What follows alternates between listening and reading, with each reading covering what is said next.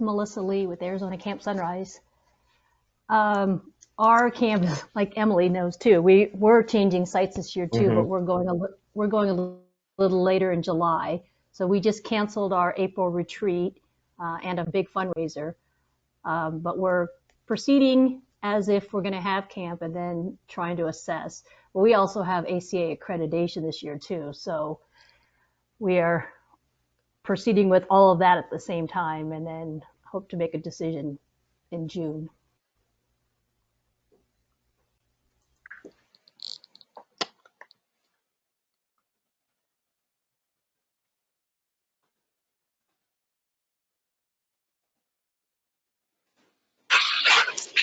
This is Cindy from Nighthawk Ranch in Colorado, and we've been meeting with most of our volunteers, our medical volunteers, and they are recommending at this time that we cancel camp, more from the concern of not being able to protect the kiddos because the volunteers are coming from, most of our volunteers are paramedics or ER nurses.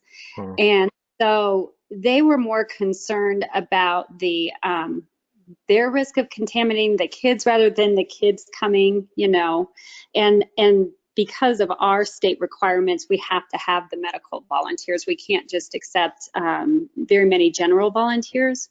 So at this point, we do have our June, it was supposed to start early in June, canceled, and we are carefully watching things, hoping, because we do own our campsite, that we could push potentially a couple of sessions late into the summer if we felt like it would be safe. So we're a little bit up in the air with those.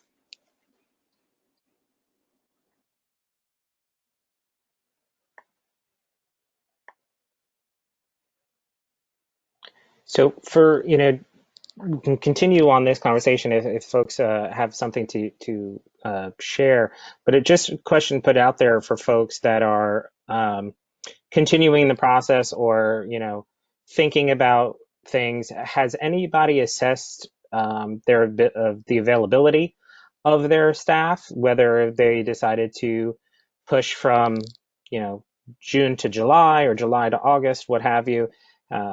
Has anyone received any feedback from parents and campers, any reluctancy to send their kids to camp, not even just with date changes, but just with what's going on? I know we've heard a few comments about, you know, the issue may be with medical staff, as Cindy was just saying, the possibility of getting medical staff. So curious for folks, if anyone has experienced any of this already, or anything that you all have done in this process with the families and staff.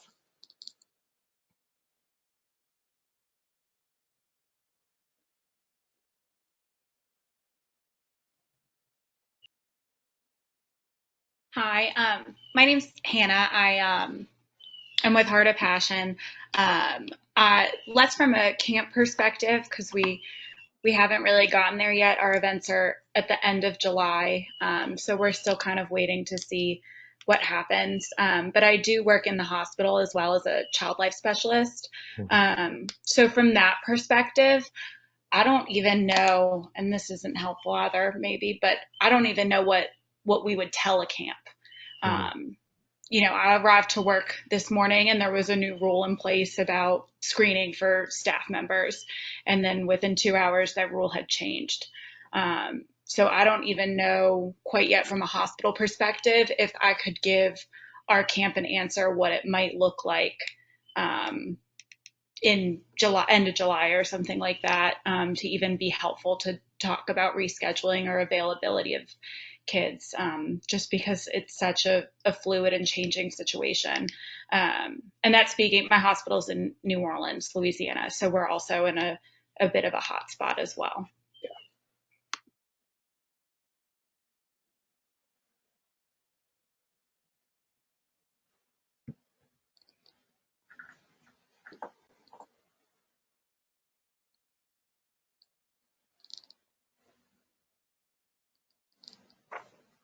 This is Ian with Camp Happy Days. One of the things that we do. Our camp is a week-long camp, the week of July 4th every year. And the possibility for us is looking like we're going to have to postpone it. But being that it is a 1-week camp, we're worried about adding any extra time. And one thing actually since our town hall that we've been on the phone talking about is if we do postpone camp, because of ACA rules, possibly with the social distancing that they're adding, we know we couldn't get the same amount of volunteers that we would for 2 straight weeks. So we're looking at splitting up our bottom 2 age groups and doing half a week in our older 2 age groups and doing half a week in order to at least get 3 days of camp and to be able to make sure that we have the volunteers necessary in order to, make sure that we can do it safe and productively.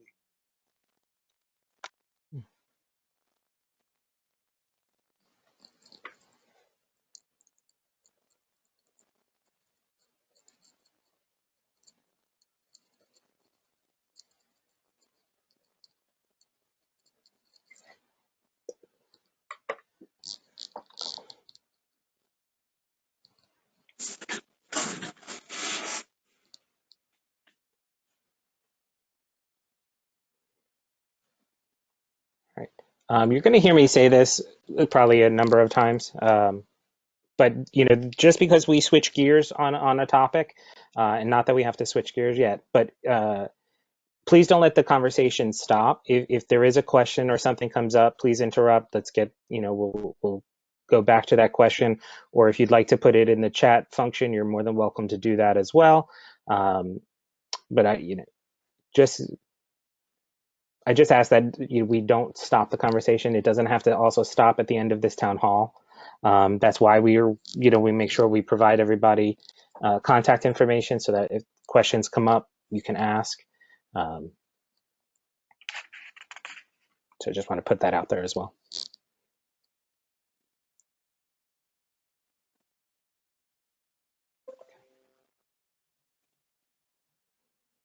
So since we are talking about staff, and the possibility, as Ian said, from 2 weeks, but maybe they'll be able to shorten it down so that campers can have experience. We'll shift gears a little bit and talk about our volunteer and staff recruitment. That was another hot topic that came to us, and it's already been brought up here as well, as far as our medical staff. So the pie chart on the left talks about, are you confident that you'll be able to recruit enough volunteers to run camp at last year's levels? And the blue section, 57% said yes. The right pie chart asks about medical staff. And do you think you would be able to recruit sufficient medical staff? And the yes is also at 48%. Now, we've already heard, which is great conversation, that might for some be a strong challenge. So I'd love to talk about a little bit about how are we recruiting for those who still are recruiting? How are we interviewing, whether it's different or the same from years past? Some folks may have already done a virtual interviewing section or a virtual training section. Others may have only done in person. So, on the next slide, we can spend a few moments talking about that for folks. What does your staffing and recruitment look like, and your interview and training process?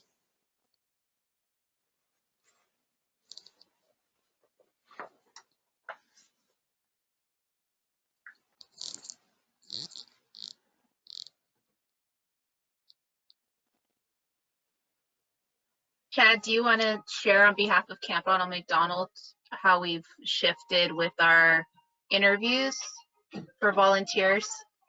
Sure, this is Chad with Camp Ronald McDonald for Good Times. It's sort of 2 phases between new volunteers and returning volunteers. So new volunteers, we had done most of our recruiting prior to this shift, and it started in-person interviews. We've gotten 1 in, and then once this kicked in, we shifted all to virtual interviews, and we're using Zoom for that. We'll still have our normal setup of 4 or 5 interviewers and 10 applicants. And if you don't use Zoom, we like Zoom since you can break it up into sub-breakout rooms and send people to have one-on-one interviews and then come back to the group. There have definitely been pros and cons to that. Pros is that obviously while folks are social distancing, they can still take advantage and do those interviews. Cons would be we find it's easier for folks to cancel at the last second, to be honest. Seems that there's lack of commitment now, and we're losing potential volunteers due to that. For returning staff, we actually pushed back our sign up for summer another couple of weeks until after our May 1st decision point. We usually have a big sign up on tax day to give them something to look forward to. But this year it's going to be into May when we have a better idea of what's going to happen with summer camp.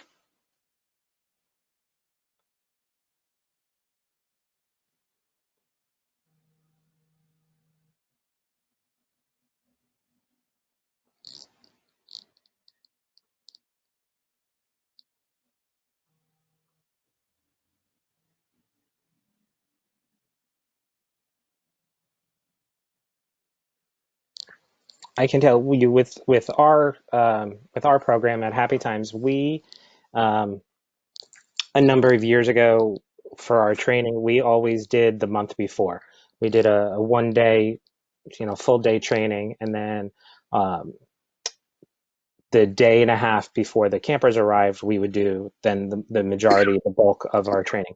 So a few years back, for various reasons, we switched and only are doing the day and a half prior to camp.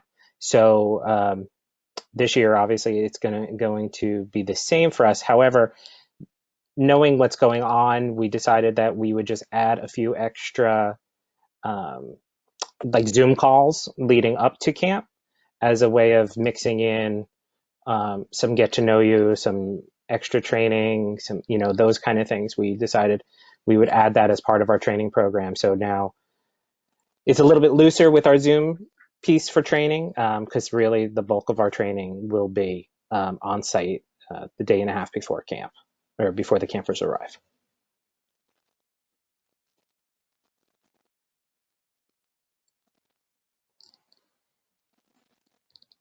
Are there any other folks? Go ahead. Somebody's. Is there anybody else who's nervous or is having issues with recruitment? Are folks kind of holding off on recruitment until they know more? Are folks done with recruitment? Some of us may be done already. It's Ian from Camp Happy Days again. I think one thing that we're really trying to take a look at is we know how difficult it is to recruit and add more staff as it is.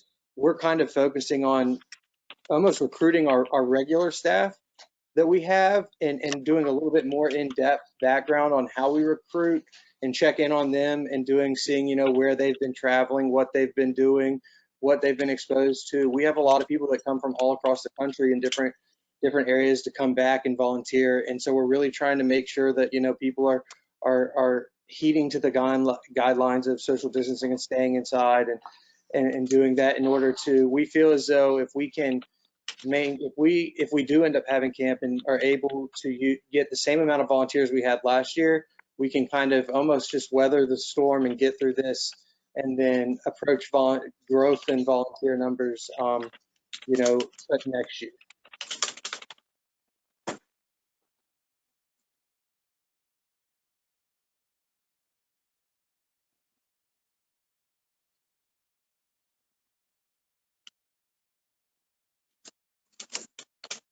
For those who have that chat function, you can see Jennifer added in, and those who don't have it, I'll explain.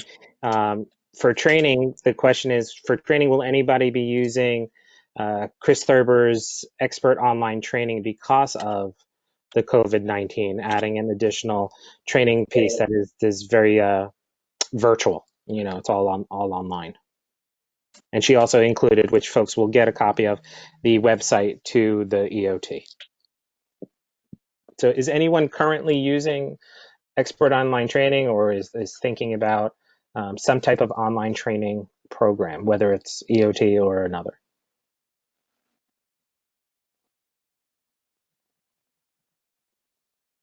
Yeah, this is Morgan with Hi. Go ahead, Morgan. Sorry, yeah, this is Morgan with Okaizu. We have been using expert online training for the past few years. It's done us wonders in preparing staff for camp. This year, we were already looking to design our own content and curriculum for an online platform because of the volume of volunteers we have and the limited time for staff training. However, it's been a great resource, and we will probably continue this year, as we are investing a lot of time in virtual camp and not going to be able to produce our own personalized staff training like initially planned.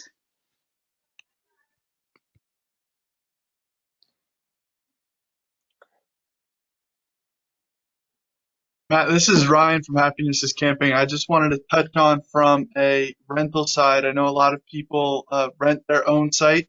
We own our own site here, so we use a lot of international staff. And I was just at the ACA convention 2 weeks ago, and it seems like every agency in the world that provides international staff are having major problems right now. Already, international staff aren't allowed to come, and the earliest they can come is May 15th, which is way later than normal. And they are also recommending that those international staff do a 2-week quarantine when they get here, which normally international staff would start the very next day. And anyone that has a visa in hand already, they're saying might be okay as long as the travel ban gets lifted. But if they don't have a visa in their hand already, they're probably not going to be able to get it in time. And this is relatively early to already have your visa. I think we have 8 international staff coming this year, and I think 5 or 6 of them have their visa. So this is going to be a problem for, I would say, most camps that you rent from if they use international staff.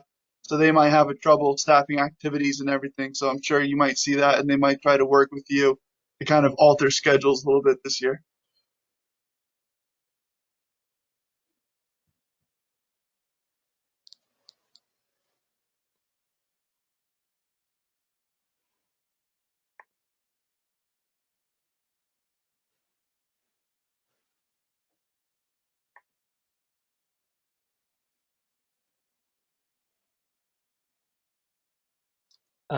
Actually, let me put this out. Dr. K, can you mention about the videos that COCA created that might help folks with recruitment and staffing and training issues?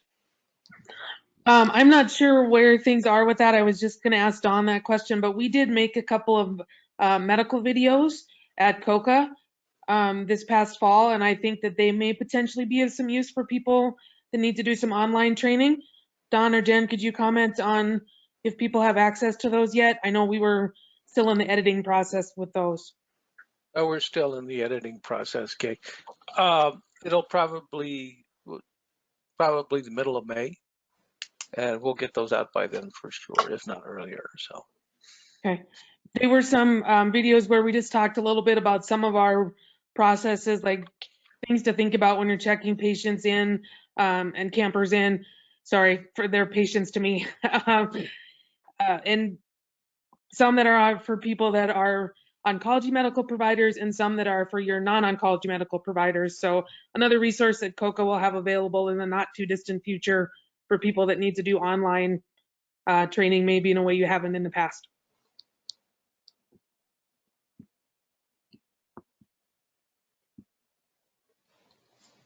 Great.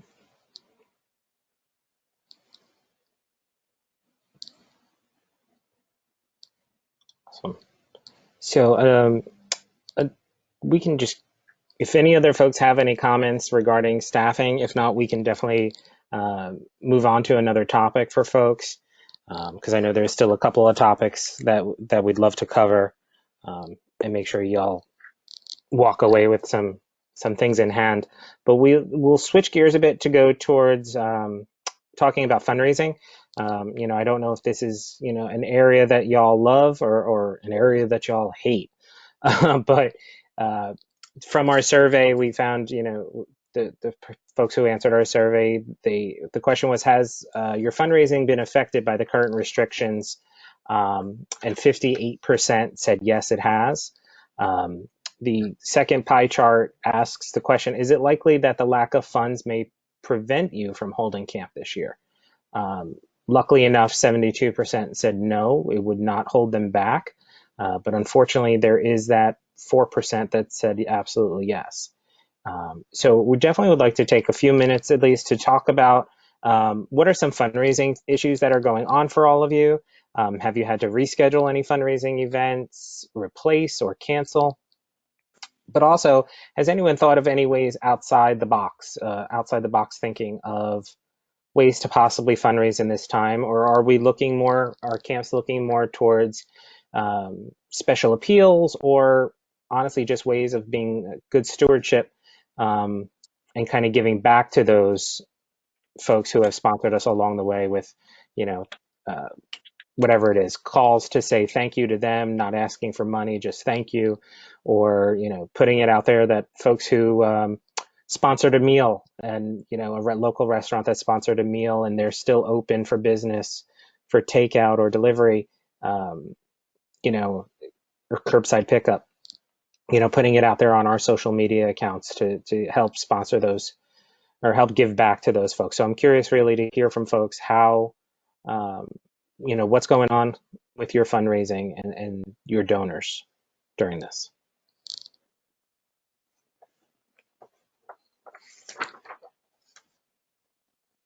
This is Fatima from camp.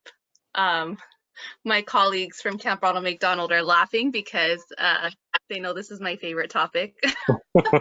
I'm a fundraiser background, so I'm one of those people that loves fundraising. But we do a walk for kids every year. Camp Ronald McDonald's located in Southern California, by the way. So we host a walk for kids. It's one of our largest fundraising events. We were slated to raise $350,000 with this event. And the event is April 5th, so we moved it to a virtual walk. I mentioned that earlier, which essentially means, because all of this is crowd fundraising, so all the fundraising happens virtually anyway already leading up to the walk. But for us, it was continuing the momentum by saying the walk is not canceled, because the physical event on April 5th is not happening. But we wanted to then just shift gears and say, okay, April 5th, we are still hosting the Walk for Kids on Facebook with a combination of going to Facebook Live and some pre-recorded materials that we're going to be putting up on April 5th. The other thing that we were doing, we're kind of taking the lead from some of the DJs that we've been seeing on Instagram and Facebook, where they've been going live.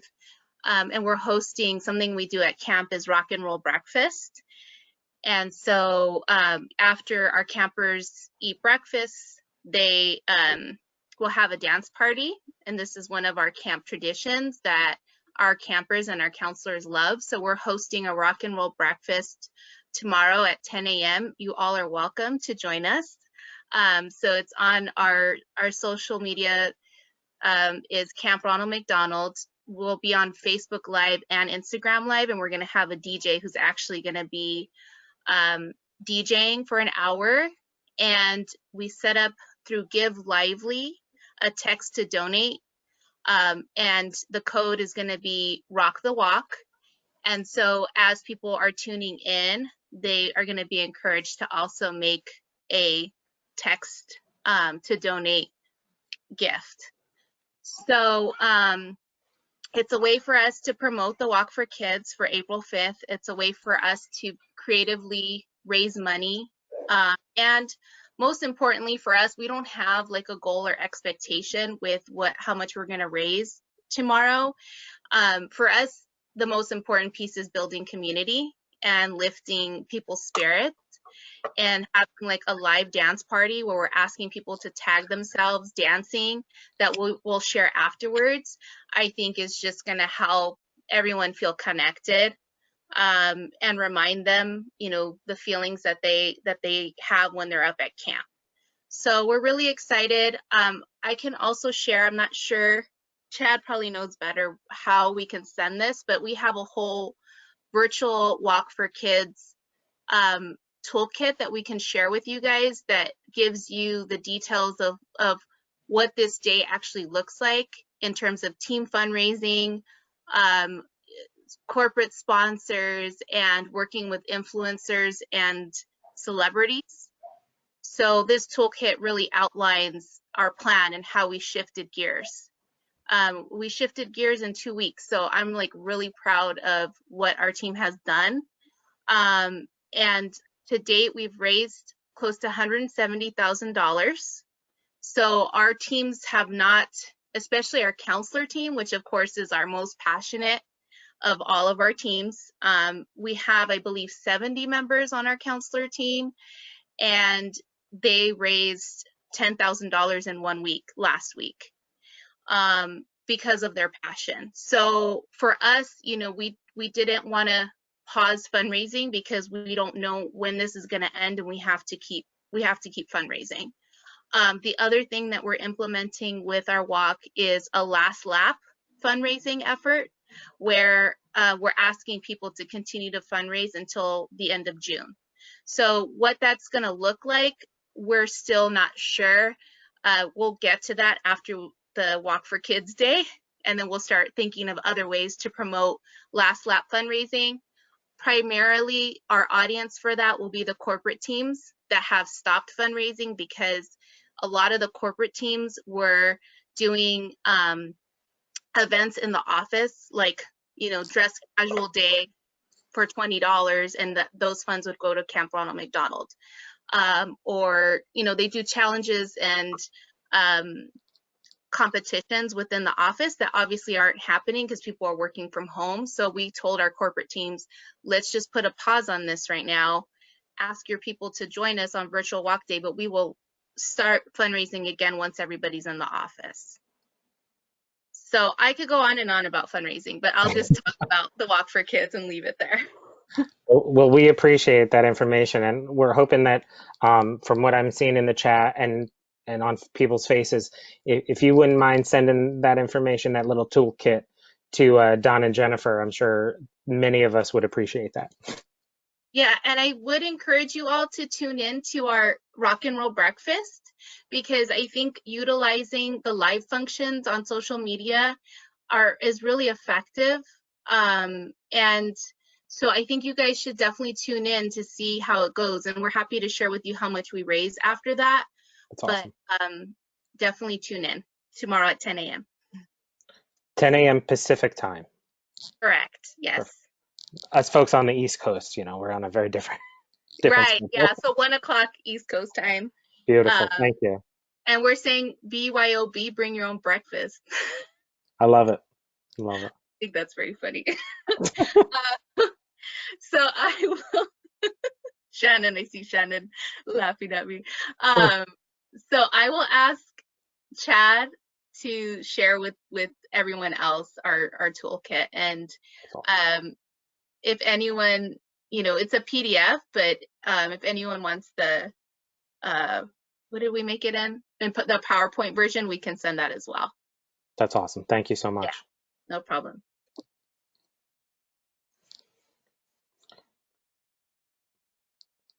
You know, that honestly can really lead us into our next part of our discussion, because, you know, definitely thinking outside the box and how to go virtual with things, really, that was the strongest amount of feedback that we received from camps, is to, you know, the what to do now kind of thing. So the talking about contingency plans and thinking outside the box, how to bring camp to campers. This is two charts. The one on your left is if you cannot hold camp this summer, have you developed plans to bring camp to the kids?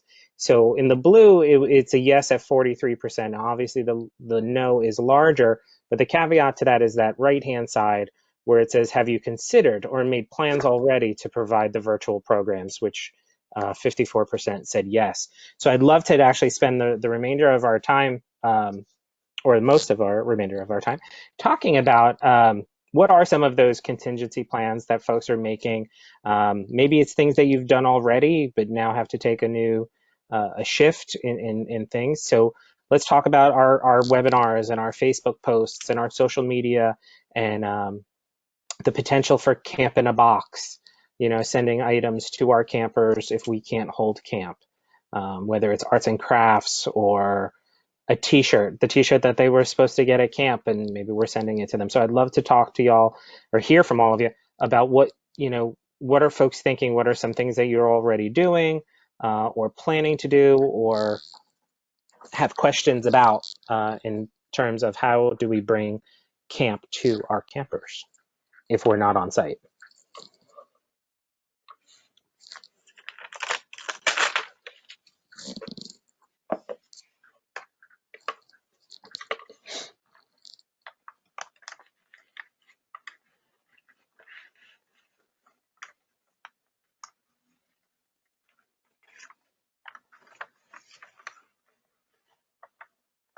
This is Emily from Camp Rainbow. And we just made the decision like last week to cancel camp, so I haven't really had any genius ideas yet as far as how to bring camp to our campers and how that would work out. But the one thing that I did think of that I think would be a pretty achievable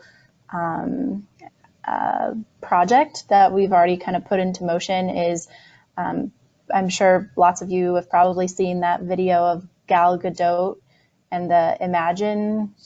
Is it Imagine? I think it's the song Imagine. And she had a bunch of celebrities record themselves and kind of spliced it together.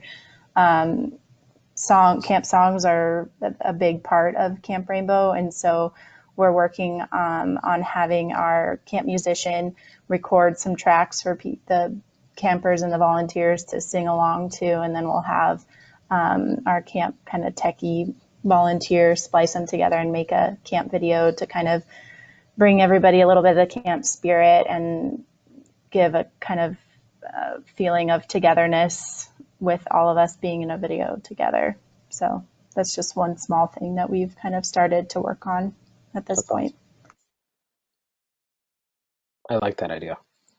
So kind of piggybacking off that, one of the things that we're doing at Camp Happy Days is we've sent a email to our families asking for parents to send like a thank you message and thinking about you message video to us from the campers. And what we're doing is we're compiling it into a video and we're actually sending it out to the hospitals to send to nurses and stuff while they're kind of going through this. And it's most of our programming we're taking online, and not only so that we can have it, have programming so our kids can see these counselors, which is so important for them to see, familiar faces and unfamiliar times, but also to have this as a resource for the future so that parents can have a library to go back to and use some of the programming that we're filming and saving now.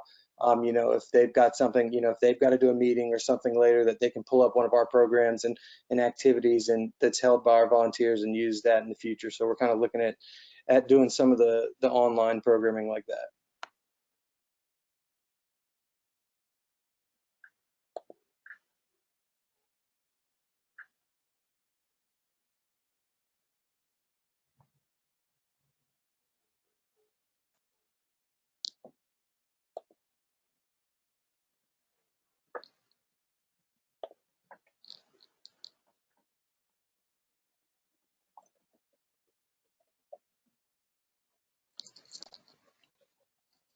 So I can share a little bit.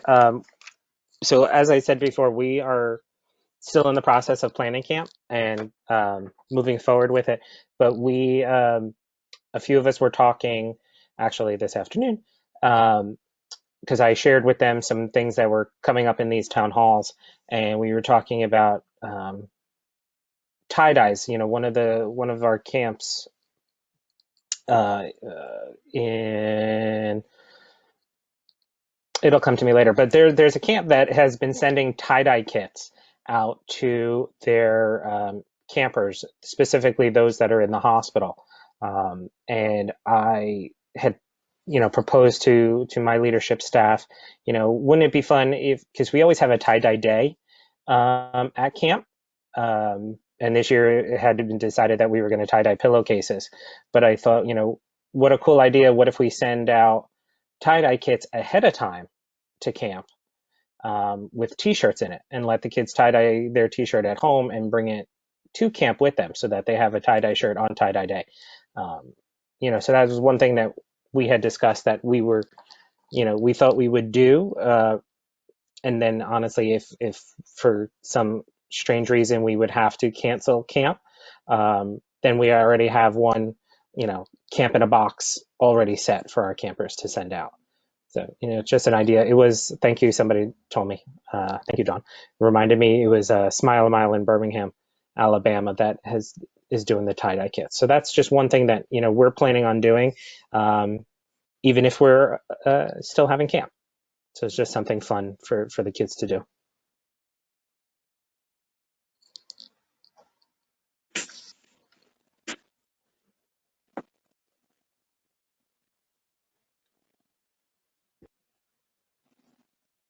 Hey everyone, this is Knuckles from Camp Kaizu. We actually are working on a virtual camp right now. Our camp director, Morgan, who talked about just having to cancel camps earlier up until Memorial Day, has come up with a really nice online plan. And if you follow us on Facebook or Instagram, every week we're going to be posting a schedule of like the upcoming week. And the cool thing about it is we have different activities every day. So one day is like you draw or something like that, which is Cadger, or we have word searches and other cool little activities for kids to do campers to do at home. And then they can earn points for every activity. And during our camp sessions in the summer, obviously we're still hoping and planning for the summer, but just to kind of like bring the kids in, we have some of our staff members who are volunteering to be dunked, because we have a carnival during the summer where the campers are able to turn in points or turn in tickets and dunk our staff with a bucket of water. So the staff are volunteering to get dunked with a bucket of water, or take a pie to the face, or do some cool challenge that they'll send a video of to the campers and kind of like personalize it, like for that redemption of points.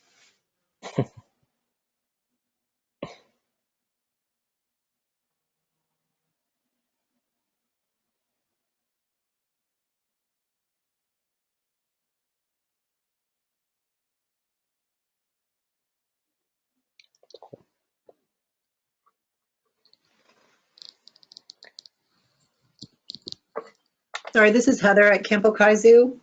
And we, in addition to what we're doing for kids, are looking to also support parents during this time. And we're trying to find a way, we don't have an answer, but to do something for the kids and simultaneously the parents. So if we wanted to have a sort of online discussion group with the parents, let them talk about what they were doing, they would need their kids to also be entertained. So we were trying to see if there's a way to do something simultaneously. Would obviously, if we're on one screen with the parents, the kids have to be on a different screen with some of our volunteers while they're playing games. I didn't know if anyone was looking at that, had any ideas about that, or has thought about that.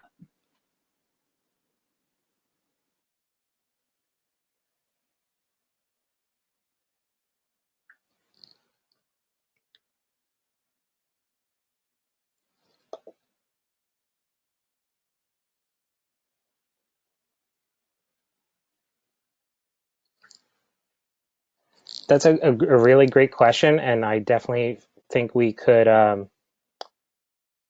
That's a question that we could pose out to our membership and see if folks, especially as we finish up our town halls. That's a question that we have 2 town halls on Monday. That is definitely a question that I'd be happy to ask those groups and see if any of them have come up with an answer to it, and then I'll make sure we get that information to you. It's a great question, a way to engage the parents and families as well. Yeah, thank you. Yeah, definitely. I'm curious how people have been. Are you guys doing like any live, like on your social media? We had a conversation about this today, because I know people are on social media quite a bit right now, just being home. And we were talking about, should we do with kind of our most beloved staff some sort of like once a week, like a chat with Chad, our program director, or Shannon. Just wondering if others have thought about that as well. So at Camp Happy Days, what we're doing is we're trying to do two program type events a week, but on the Sunday before the week starts, the programs department is going to go live and update with any announcements, very similar to what we would do at the start of each camp day, and then let them know what's coming on during the week and fun things to look out for. And another thing that we've done is we've reached out to some of those important volunteers that we know can offer different things. And we have a couple different volunteers that are musicians, and we're doing, we've scheduled a couple different times for them to go live on our Facebook and then take song requests and play songs for the kids and stuff. And the kids can type in kind of to have that engagement of back and forth. So we're really trying to do, trying to get creative in the way that we kind of make sure that they're hearing from us, but also seeing familiar faces. So that's one way we're doing that. Love the idea of the live performances and with some of, our counselors, and that's cute. I love that.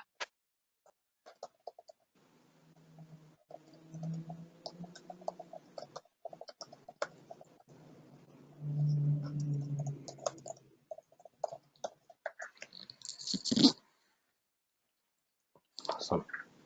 So yeah, so we'll, I think between all of the town halls that we've had, there's been quite a few folks who are really trying to think outside of the box and ways to do virtual events.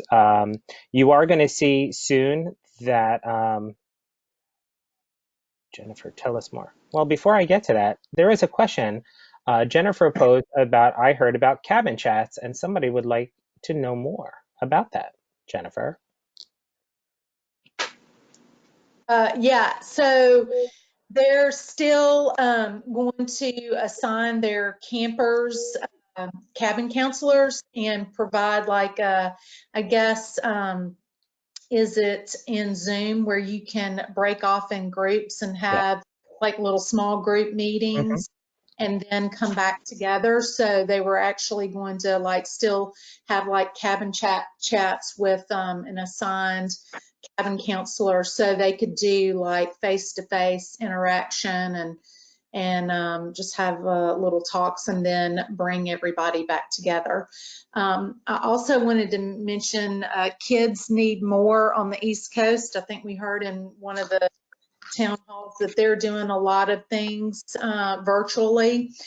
And then earlier today during Region 4, a lot of the camps there are really just trying to reinvent this year. Camp can look completely different. And so they're trying to figure out ways virtually to meet their campers and do some things that are just, not our traditional camp things. And I know we like to disconnect our campers from their devices when we get them to camp, so they can enjoy nature and being together face to face. But one of the ideas that I tossed around with another camp in Region 5 was maybe if you go virtual with your camp, maybe you can get your campers to actually plan the activity that you're going to do. If you post it on Instagram or Facebook, let them plan it for you and maybe give them an opportunity to lead an activity.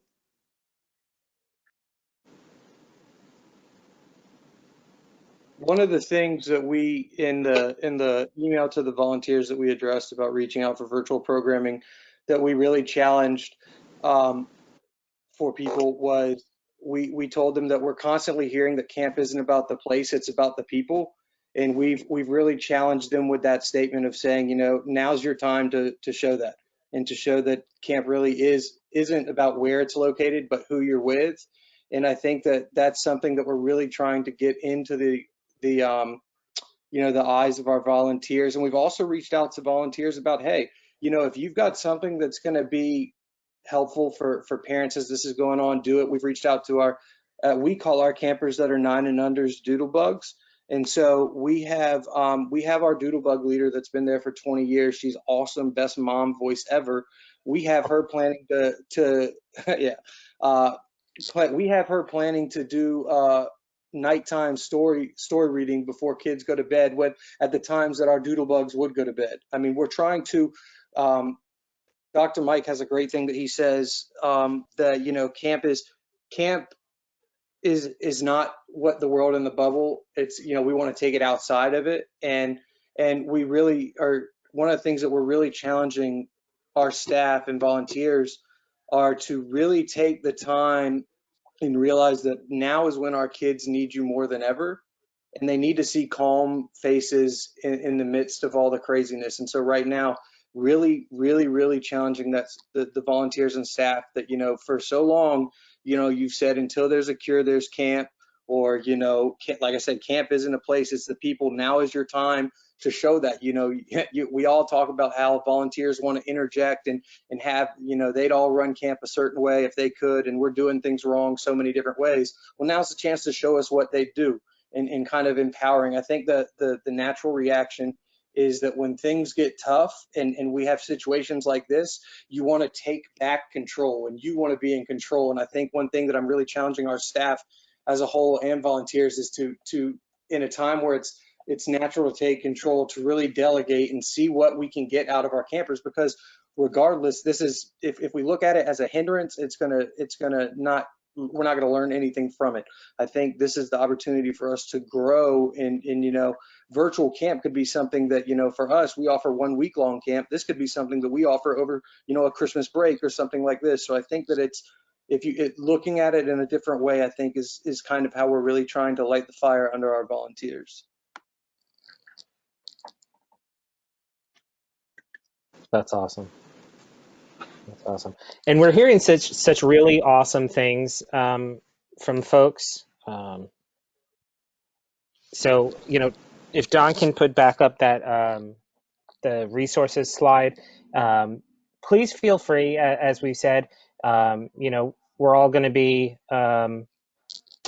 following Camp Ronald McDonald tomorrow. But, if there are things going on at your camp that you are working on, please let us know about it. We definitely want to share in your success and promote you as well. So if there is something coming up that is awesome, or something that is ongoing that you'd love, more eyes and ears on it, feel free to let us know about it. You can tag COCA on Facebook or our Instagram.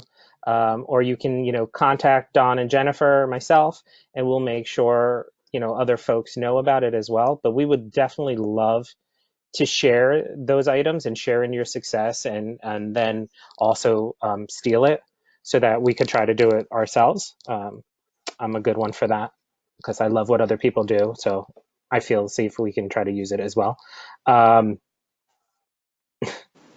I'm sorry, for those who can't see the camp chat, thanks, Ian, who is also known as Eeyore, which is interesting. We'll have that conversation later to figure out why. But anyway, please feel free, to reach out to us, let us know what's going on. We definitely want to hear from you and what's going on. Thank you, Karen.